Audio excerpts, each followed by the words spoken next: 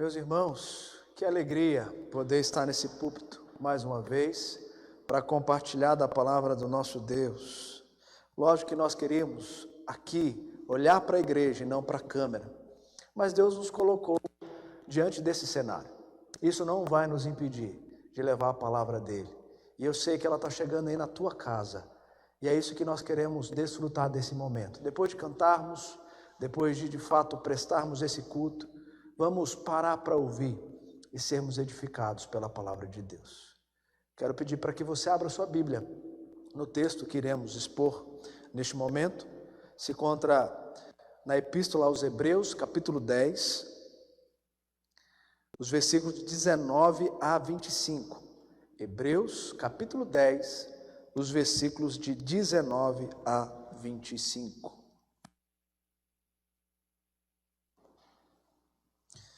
Assim diz a palavra do nosso Deus.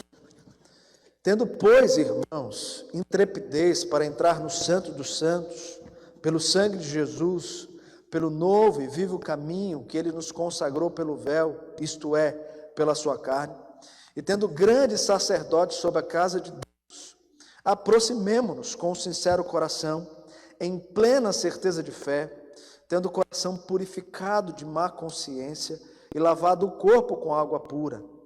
Guardemos firme a confissão da esperança, sem vacilar, pois quem fez a promessa é fiel. Consideremo-nos também uns aos outros, para nos estimularmos ao amor e às boas obras. Não deixemos de congregar-nos, como é costume de alguns. Antes, façamos admoestações, e tanto mais quanto vedes que o dia se aproxima. E tanto mais quanto vedes que o dia se aproxima. Vamos orar mais uma vez? Deus querido, acabamos de ler a tua palavra. Queremos aprender daquilo que o Senhor aqui revela para nós. Por isso edifica o teu povo, use o teu servo. Essa é a nossa oração, esse é o nosso pedido, em nome de Jesus. Amém.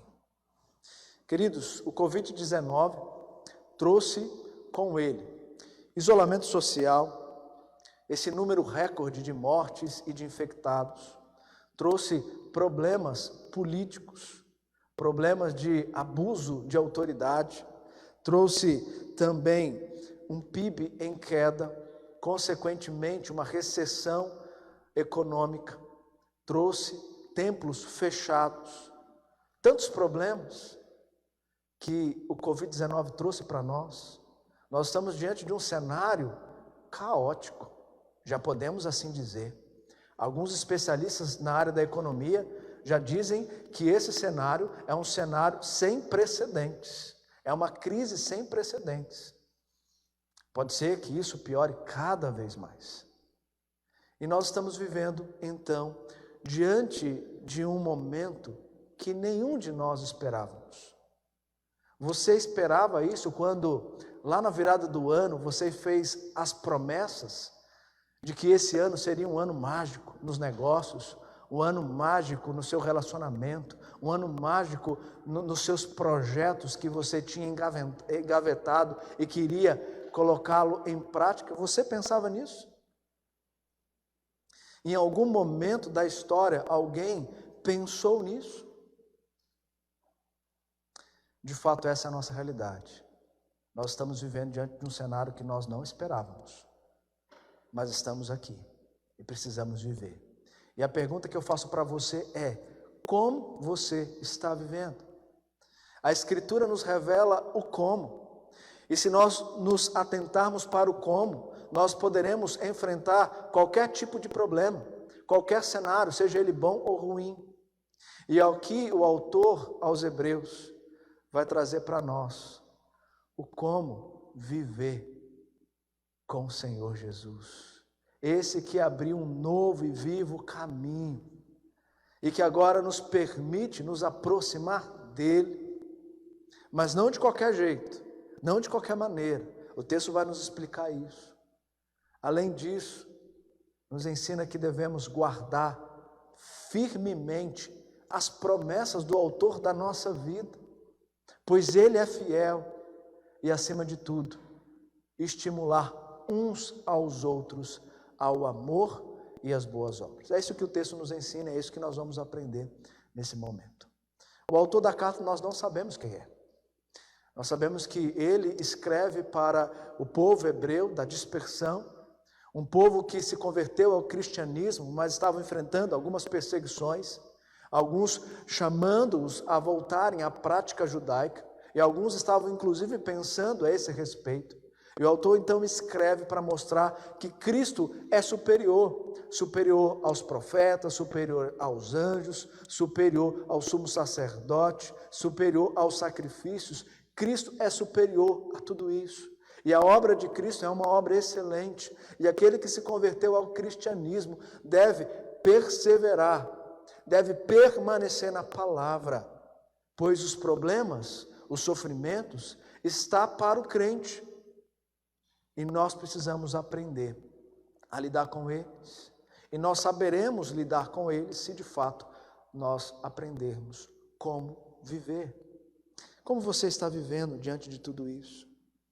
Em seu livro, Como Viveremos, Francis Schaeffer diz que a nossa maneira de viver deve ser consistente com a fé que professamos. A nossa maneira de viver deve ser consistente com a fé que professamos. Em cenários assim, a nossa fé é provada. Como enxergamos, interpretamos e respondemos a tudo isso, revelará a nossa crença. Por isso, nós precisamos voltar para a Escritura, relembrar da obra de Cristo e o benefício que Ele nos concedeu através da cruz, para que assim possamos enfrentar cenários tão difíceis como é este que estamos vivendo. O texto, então, começa aqui no versículo 19 com uma conjunção. A conjunção, pois, está nos levando a tudo que foi falado até aqui. E, de fato, do capítulo 1 até o capítulo 10, versículo 18, o autor está apresentando quem Cristo é, superior a tudo que é a lei, tudo que estava presente no Antigo Testamento. Cristo é superior a tudo isso. E Cristo veio estabelecer um novo padrão, uma nova realidade. O reino de Cristo foi estabelecido. Para que agora, a partir do versículo 19 até o final da carta, ele pudesse então mostrar as maneiras práticas de exercer a nossa fé, a nossa esperança e o nosso amor. E é isso que nós vamos aprender aqui. Em primeiro lugar, o texto nos ensina que devemos nos aproximar de Deus com um coração sincero. Aproximar de Deus com um coração sincero. Os versículos 19 a 25 resume bem o que resultou a obra de Cristo. Ele conquistou para nós a salvação, a adoção e o acesso a Deus. E aqui nos versículos 19 a 22, que está o nosso primeiro ponto, nós vamos aprender que a remissão de Cristo trouxe um novo e vivo caminho, e por esse novo vivo caminho nós devemos adentrar, e adentrando por esse novo vivo caminho, nós vamos desfrutar da presença de Deus, coisa que na antiga aliança não podia acontecer da mesma forma que nós podemos desfrutar hoje. Vamos lembrar? Na antiga aliança, era o sumo sacerdote que entrava no Santo dos Santos, e ele só podia entrar uma vez por ano, e para entrar no Santo dos Santos ele tinha que passar por um véu grosso, e esse véu era tão pesado que ele precisava fazer força para passar por esse véu, para estar diante da presença de Deus, diante da glória de Deus, e isso apenas uma vez por ano. Mas na nova aliança tudo isso mudou. Através da remissão de Cristo, não de um animal, mas agora de Cristo, na cruz do Calvário, o véu se rasgou, e agora nós podemos ter esse acesso diante de Deus, e Cristo possibilitou isso para os seus filhos. Na cruz de Cristo, o véu se rasgou, a separação da presença de Deus não existe mais, tudo isso mediante ao sangue do Cordeiro, o sangue de um só homem, derramado para a salvação, para a filiação, para o acesso a Deus. É interessante quando nós olhamos para o Evangelho e vemos que no último momento, quando Cristo vai dar o seu último brado naquela cruz, o véu se rasga. E o texto nos diz, um detalhe muito importante, é que esse véu se rasgou de cima para baixo. Isso para mostrar que aquele que colocou o véu e estabeleceu na antiga aliança esse princípio de se achegar diante dele uma vez por ano, é o mesmo que vai agora rasgar e vai abrir de uma vez por todas esse véu que separava, para que não separa mais essa realidade que podemos desfrutar de Deus em Cristo Jesus. Por isso que lá no Antigo Testamento o véu simboliza Cristo. Cristo é esse acesso, o véu se rasgou por meio da cruz de Cristo, e agora Cristo nos dá esse acesso diante do Pai. Diante do Pai. E o texto ainda nos ensina, no versículo 21, e tendo grande sacerdote sobre a casa de Deus, ou seja, esse Deus que agora por meio de Cristo nos possibilita esse acesso à sua presença, é o mesmo que confirma isso através de Cristo, e esse mesmo Cristo está assentado à destra de Deus, ou seja, nós estamos tendo esse acesso diante do Pai, mas também desfrutando da presença daquele que possibilitou e assegurou tudo isso, que é Cristo Jesus. E o texto nos diz que nós temos então que ter intrepidez para entrar no Santo dos Santos. Essa palavra intrepidez no original significa ousadia. É claro que não é qualquer ousadia que você precisa ter, que você vai ter para entrar no Santo dos Santos. Mas essa ousadia aponta para o fato de nós usarmos da nossa liberdade para entrarmos nesse acesso que já está diante de nós. E nós podemos proceder assim, porque esse novo vivo caminho nos foi dado e segurado pelo próprio Cristo. Mas o texto agora vai nos ensinar como devemos nos aproximar. Nós não vamos nos aproximar de qualquer maneira. Não é qualquer ousadia que vai me levar a entrar no Santo dos Santos, na presença real de Deus em Cristo. Mas para isso, nós precisamos, primeiro, ter um coração sincero. Olha o que diz o versículo 22. Aproximemo-nos com sincero coração. O que o autor quer dizer com isso? Significa aquela ideia que nós já ensinamos algumas vezes, na Semana da Família nós falamos sobre isso, que o coração é a fonte da alma, o coração é a sede da alma, e no coração procede então os pensamentos, as afeições e as ações. Ou seja, aquele que vai adentrar para estar diante da presença de Deus, ele precisa ter um coração voltado para Ele. Os seus pensamentos têm que ser verdadeiros, os seus pensamentos têm que ser puros, justos, amáveis, de boa fama.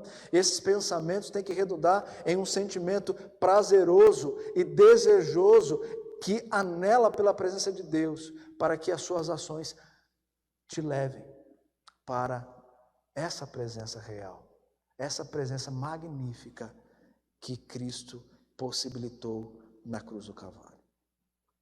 Mas não só com um sincero coração, o texto também diz que nós temos que adentrar em plena certeza de fé. Na aplicação hoje do reverendo Sérgio, ele mostrou muito claramente o que é a fé. A fé é aquilo que nos move.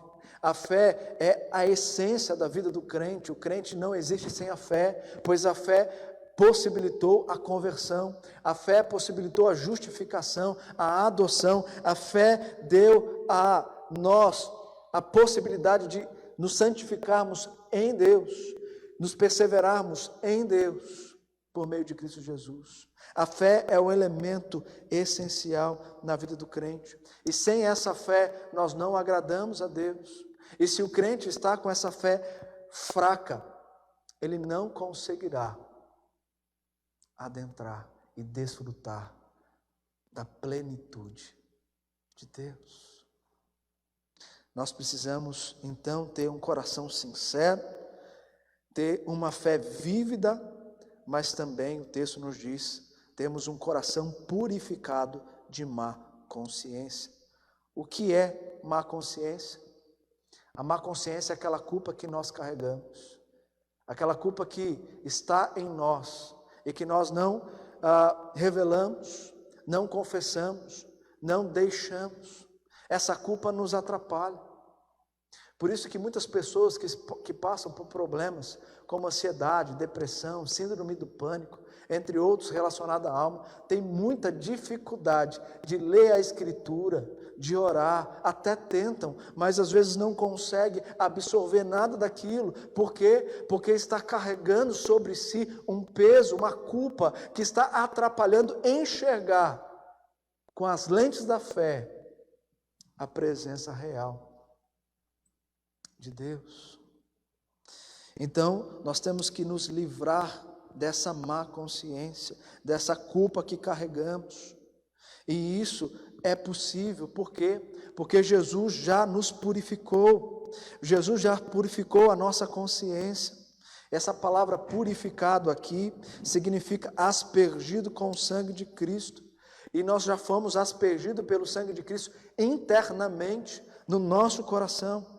Por isso, Paulo vai dizer que já não há nenhuma condenação para aqueles que estão em Cristo Jesus. Por isso que lá em Provérbios nós vamos aprender que aquele que confessa e deixa, alcançará misericórdia. Então, meu querido irmão, essa é a boa notícia. Você pode se livrar dessa culpa, desse peso que você carrega, para desfrutar da plenitude da presença de Deus. O Senhor está te convidando a se aproximar dEle.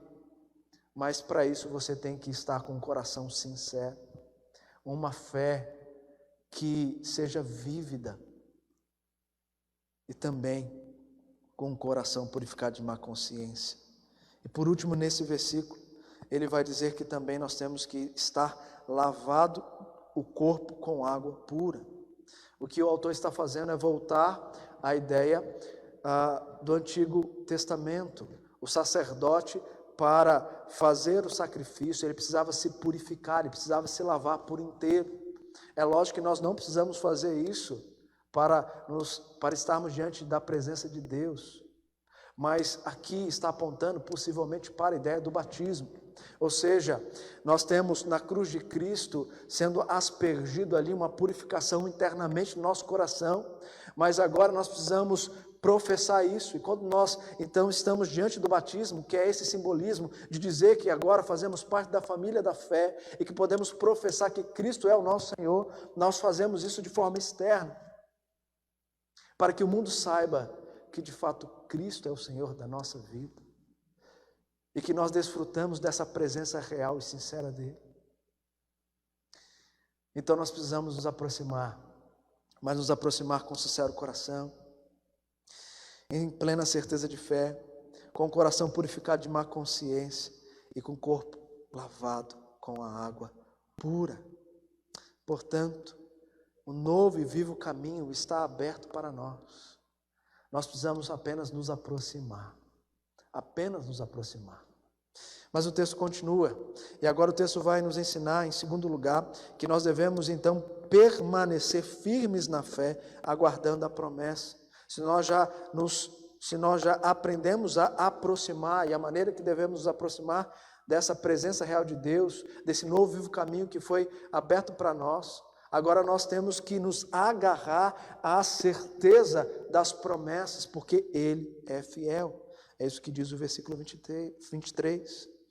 Deus fez uma promessa e nos dirige por esse novo e vivo caminho até lá.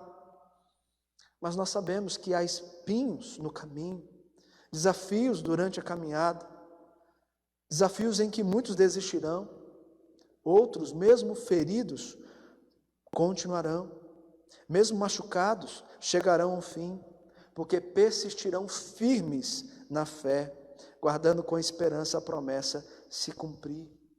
E é isso que o autor está nos ensinando. Guardemos firme a confissão da esperança. A palavra confissão, aqui no grego, é o homologel, ou seja, é uma confissão doutrinária e pública. E é dessa maneira que temos que sustentar a verdade. perseverando nesse descortinar de conhecimento sobre Cristo, é confessar aquilo que apresentamos como verdade diante do mundo, é de fato olhar para o mundo e mostrar que a libertação que Cristo nos deu na cruz dos nossos pecados, a salvação que Ele nos concedeu, a justificação, a regeneração, tudo isso é para nós uma realidade. Nós podemos dizer para as pessoas que agora não somos mais do mundo, mas somos filhos de Deus. E que a promessa de Cristo é real, nós vamos nos encontrar com Ele, estaremos diante dEle face a face, mas enquanto isso não chega, nós precisamos permanecer confessando, mostrando para o mundo que essa é a nossa realidade, essa é a promessa que nós acreditamos, essa é a promessa que nós temos como esperança para enfrentar momentos difíceis como esse. Então nós precisamos confessar as verdades absolutas do Rei. E nós precisamos fazer isso, queridos, porque o que nós mais vemos nesse mundo é uma desconstrução da verdade. Anos e anos, o relativismo tem trazido aos nossos jovens, aos nossos crentes, de qualquer idade, questionamentos, dúvidas a respeito daquilo que Deus é. Isso não deveria acontecer para aqueles que já estão em Cristo Jesus. Essas dúvidas não deveriam estar em nós, porque nós já sabemos quem somos, nós já sabemos como viver, e nós já sabemos que o sofrimento é real e que precisamos passar por isso. Por que então nós duvidamos? Por que nós vacilamos? O texto vai dizer isso para nós. O texto vai dizer que nós devemos guardar firme a confissão da esperança sem vacilar. É na prova, é no sofrimento que muitos vacilam. É diante da perseguição que nós somos provados para sermos aprovados. Tiago vai nos ensinar isso. E é aí que muitos vacilam. Muitos deixam de continuar a perseverança no Senhor. Muitos deixam de acreditar na promessa. Muitos deixam de viver a plenitude do Evangelho. Porque vacilam, porque não estão firmados, não estão com a fé depositada no Senhor.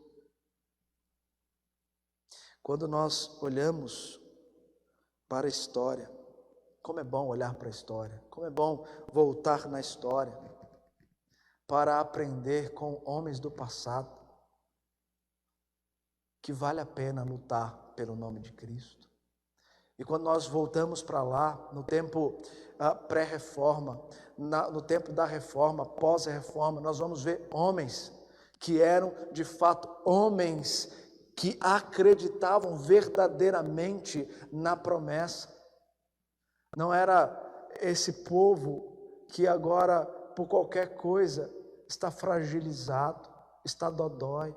Não, mas eram homens que passavam pelas lutas, pelas dificuldades, eram perseguidos por conta de Cristo, homens que não negavam a fé, em cenários muito piores do que o nosso. E faziam isso porque de fato entendiam a obra de Cristo na vida deles e a missão que eles tinham aqui na terra. E muitos morreram crendo que de fato eram filhos de Deus.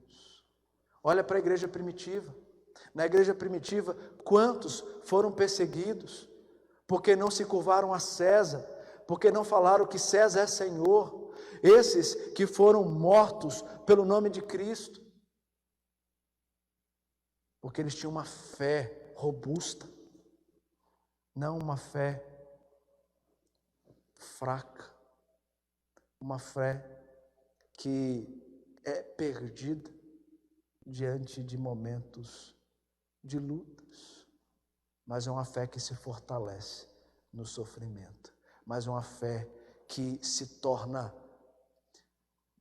vigorosa em momentos de crise. E é triste, querido, quando nós olhamos para a igreja e vemos muitos se perdendo, muitos deixando de seguir o Evangelho para seguir outra coisa que não Jesus Cristo. É triste. E aqui o autor dos Hebreus, que enfatiza o perseverar, ele vai dizer, no capítulo 3, versículo 6, ele vai afirmar que somos a casa de Cristo, mas lá tem uma condicional: se guardarmos firme até o fim a ousadia e a exultação da esperança. No mesmo capítulo 3, versículo 14, ele ainda vai dizer: porque temos tornado participante de Cristo, a condicional, se de fato guardarmos firme até o fim a confiança que desde o princípio tivemos. Na sequência, o capítulo 4, versículo 14, ele vai acrescentar: tendo, pois, a Jesus, o Filho de Deus, como grande sumo sacerdote, que penetrou os céus, conservemos firmes a nossa confissão. Diante de tudo isso, nós precisamos permanecer sem vacilar, porque a promessa é real e quem fez é fiel. Quem fez é fiel e ele vai se cumprir. A palavra vacilar no grego significa firme determinação, algo que não pode ser abalado, resoluto. Ou seja, diante da pressão eu não vou vacilar, porque eu tenho uma certeza, e essa certeza me move a lutar, mesmo ferido. É isso que nós precisamos, queridos, lutar sem vacilar, porque nós estamos desfrutando de uma presença que é real, que é verdadeira, que é absoluta, que é a presença de Deus em Cristo. E agora, em terceiro lugar, o texto então vai nos encorajar a estimular uns aos outros ao amor e às boas obras. Versículos 24 e 25. Consideremo-nos também uns aos outros para nos estimularmos ao amor e às boas obras. Não deixemos de congregar-nos, como é costume de alguns, antes façamos admoestações, e tanto mais quanto vedes que o dia se aproxima. O autor apresenta um meio que Deus concedeu ao seu povo para ser auxílio na caminhada. Esse meio é a igreja, é os crentes em Cristo, é os ramos enxertados na videira, é aqueles que carregam a carga uns dos outros. Cristo comprou essa igreja com seu precioso sangue para ser aquela que vai estimular uns aos outros em meio às dificuldades. Por isso, consideremos também uns aos outros. E o verbo considerar aqui está ligado ao pensamento, aquilo que eu devo contemplar a respeito do outro. Ou seja, eu preciso pensar no outro, não só em mim. E aqui é o grande problema, porque nós somos muito egoístas. E no nosso egoísmo nós queremos pensar somente em nós e naquilo que traz benefícios. Mas quando o texto está dizendo que eu tenho que considerar o outro, ele está querendo mostrar para nós que nós temos que pensar não em nós, mas no outro. Porque o outro está precisando de nós. Considerar uns aos outros. O que Deus está fazendo aqui é na contramão daquilo que é natural para nós. E apontando para aquilo que deve ser o real na vida do crente. De fato, pensar no outro, se envolver com o outro, carregar o problema do outro, lutar pelo outro. E a palavra estimular significa encorajar, agitar o outro a algo. É você chegar para aquele irmão que está fraco na fé, aquele irmão que está cheio de dúvidas. É você chegar a ele e encorajá-lo, é pegar ele, é poder balançá-lo e dizer: meu irmão, não vai por esse caminho. O caminho da vida não é esse caminho que você está indo é o caminho da morte. O caminho da vida está aqui, senta comigo, deixa eu chorar com você, deixa eu lutar com você, deixa eu lutar por você. E eu quero te apresentar um evangelho que de fato vai te ajudar e vai te estimular a caminhar seguro naquilo que é real e não sair por aí buscando aquilo que é passageiro. Isso é estimular, é agitar o outro para algo que importa.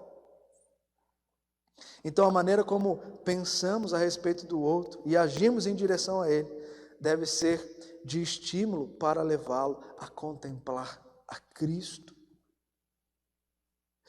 E aqui entra a maneira como devemos viver, a maneira que devemos conversar, a maneira que devemos agir.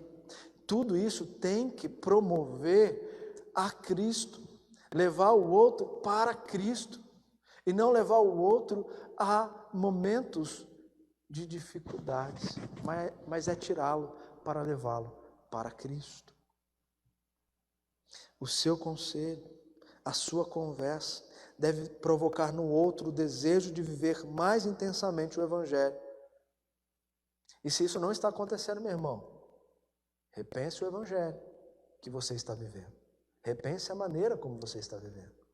Porque a tua conversa, os teus aconselhamentos, a tua exortação para com o teu irmão deve levá-lo para Cristo. E não diferente disso. E quando eu olho para esse momento nosso, o momento da quarentena, isolamento social, as lutas que nós estamos enfrentando, e vou para as redes sociais, o que eu vejo é algo totalmente diferente. Queridos, é preocupante. É preocupante. Porque ao invés de vermos irmãos encorajando os outros e estimulando eles para Cristo, o que vemos é inimizades, é perseguições, é de fato difamações, facções. Tudo por conta do que nós cremos. E isso é um problema, porque se nós cremos nos homens, não cremos no Senhor, meu querido, que caminho é esse que você está seguindo? Como você está vivendo? Quantos estão arrumando brigas? Quantos estão desestimulando uns aos outros? Irmãos na fé, porque a fé está na pessoa e não em Cristo. Muitos estão depositando a salvação da pátria em um homem, em vez de depositar a salvação naquele que é o Salvador do mundo, Cristo Jesus. Muitos estão vivendo mais para a ideologia do que para o Evangelho. Muitos estão preocupados com a crença diante de um cenário ideológico do que uma crença no Evangelho que deve ser pregado principalmente em momentos de crise. Isso é estimular. Isso é levar o meu irmão para próximo de Deus. Isso é de fato encorajá-lo. Nós precisamos mudar a maneira como nós nos portamos nas redes sociais. As redes sociais estão para nós como um meio de abençoar vidas. Olha que bênção que Deus nos deu. Nós estamos nesse momento podendo falar com vocês, pregar o Evangelho a vocês, durante a semana disponibilizar vídeos para vocês, e tudo isso foi possível por conta das redes sociais, por conta da internet, e porque nós não usamos então para isso, e porque nós vamos ficar brigando por conta de quem nós confiamos, cremos, de quem nós seguimos. Nós temos que brigar por conta daquele que é o Senhor da nossa vida. É esse que nós seguimos, e é por ele que devemos brigar, é por ele que devemos então levar outros ao consolo, ao conforto, à esperança, ao amor, à fé. Isso é Evangelho, e é isso que nós precisamos pregar. O autor aponta para então essa causa. Nós vamos estimular uns aos outros, considerar uns aos outros, para que desenvolvemos o amor e as boas obras. As nossas ações para com o nosso próximo devem despertar o desejo de amarem uns aos outros e fazerem o que é certo.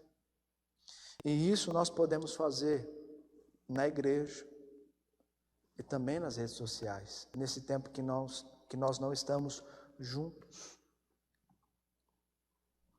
Não deixemos de congregar-nos, como é costume de alguns. Desde aquele tempo, os crentes faltavam com frequência aos cultos.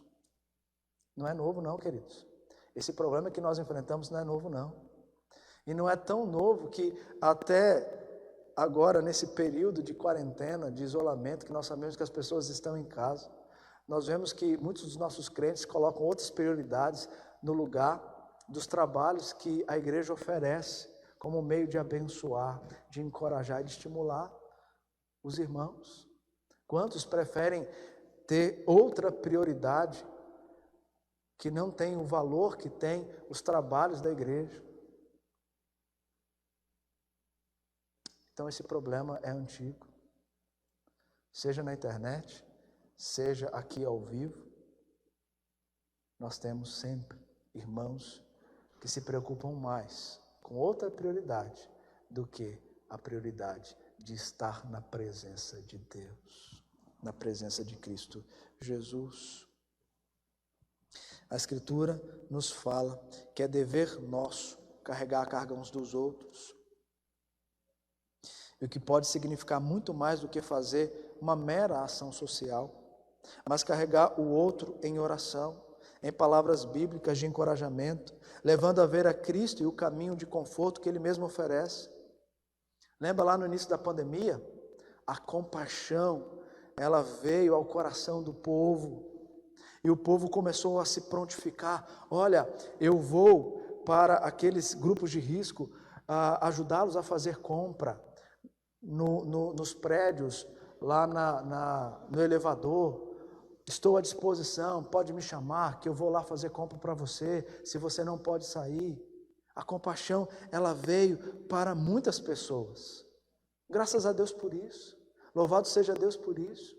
Mas se essa compaixão, ela não tem um propósito, ou ela não teve um propósito naquele que quis exercê-la, sem dúvida nenhuma, ela se perdeu. E isso talvez explica muitos que deixaram de ajudar, muitos que deixaram de ligar para o outro, muitos que deixaram de fato de assistir o outro. Por isso que a ação social, ela está para o crente como um benefício dessa salvação que temos em Cristo, mas nós precisamos lembrar que essa ação social tem um propósito: revelar Cristo através do Evangelho. Nós só ajudamos porque nós amamos a Cristo. Se nós não amássemos a Cristo, a nossa ajuda seria uma mera ajuda, como muitos outros que não conhecem a Cristo, que não têm Cristo, ajudam. A nossa ajuda tem um propósito. O autor então conclui dizendo o porquê de tudo isso, o porquê que nós temos que estimular um ao outro, o porquê que nós devemos então levar a desenvolver o amor e as boas obras, porque não devemos deixar de congregar como a costume de alguns. Por quê?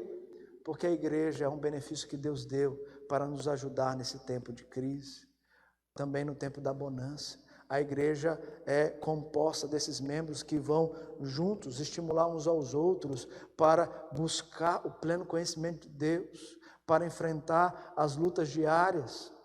Isso é igreja, isso é comunhão, isso é coinonia. E nós precisamos fazer isso, sabe por quê? Porque nós vivemos os últimos dias. É isso que na parte final do versículo 25 o autor vai nos dizer. Tanto mais quanto vedes que o dia se aproxima. Desde o estabelecimento do reino, nós vivemos os últimos dias. Nós não sabemos o dia que Cristo voltará, mas nós sabemos que nós já estamos nesse período. E por conta disso nós precisamos viver a plenitude de Cristo. E a igreja, ela tem um papel essencial nisso. Por isso, meu irmão, minha irmã, nós precisamos buscar ajudar uns aos outros em amor e boas obras. O que nós vemos aqui no texto é justamente aquela tríade teológica que está em 1 Coríntios 13:13. O texto nos aponta que nós precisamos nos aproximar de Deus, mas isso acontece por meio da fé. Que nós devemos guardar firme a confissão da esperança, sem vacilar. E isso nos leva para a verdadeira esperança na promessa que Cristo fez para nós. E por fim, considerar uns aos outros e estimularmos ao amor, ou seja, desenvolver o amor vertical para o horizontal. É isso que o texto está nos ensinando. Essa é a tríade que compõe a vida do crente. E o crente precisa viver a intensidade de cada um desses elementos: a fé, a esperança e amor. Portanto, como viveremos?